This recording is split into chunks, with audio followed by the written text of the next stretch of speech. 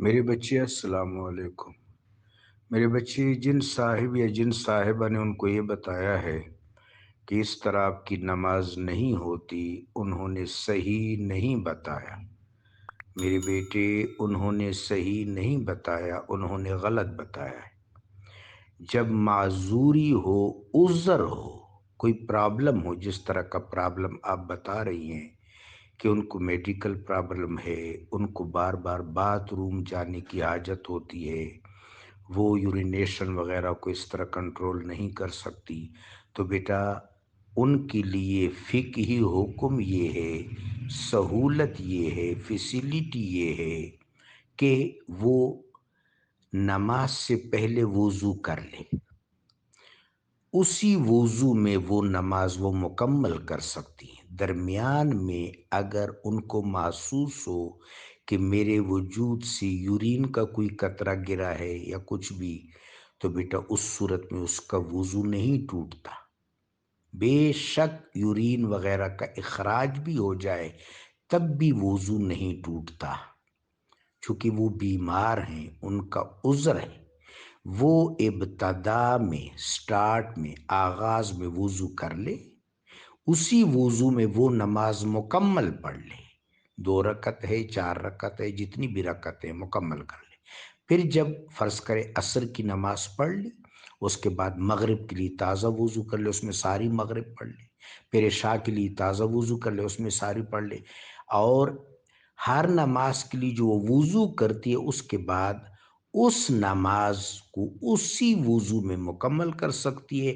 بے شک درمیان میں وضو ٹوٹ جائے یا یورین کا کوئی قطرہ خارج ہو، اس سے کوئی فرق نہیں پڑتا۔ بیٹے، دین کی بنیاد یسر پر ہے، یسر آسانی کو کہتے ہیں۔ قرآن پاک میں رب جلیل کا ارشاد ہے، یرید اللہ بکم الیسر ولا یرید بکم العسر وَلِتُكْمِلُوا الْعِدَّةَ وَلِتُكَبِّرُوا اللَّهَ عَلَى مَا هَدَاكُمْ۔ اللہ تمہارے ساتھ آسانی چاہتا ہے، تنگی نہیں چاہتا، بس یہ کہ تم یہ آداب مکمل کر لو اور اللہ تبارک و تعالی جل شانہ کی جلالت بیان کرو، اللہ کی کبریائی بیان کرو۔ رب جلیل فرماتے ہیں فَسَنُيَسِّرُكَ لِلْيُسْرَى، اللہ تم کو آسانیوں کی طرف لانا چاہتا ہے۔ میرے آقا و مولا صلی اللہ علیہ وآلہ وبارک وسلم فرماتے ہیں تبشر الناس ولا تعسروہم، لوگوں کو آسانی دو، ان کو تبشیر سناؤ، بشارت سناؤ، ان کو سختی اور تنگی میں مبتلا نہ کرو۔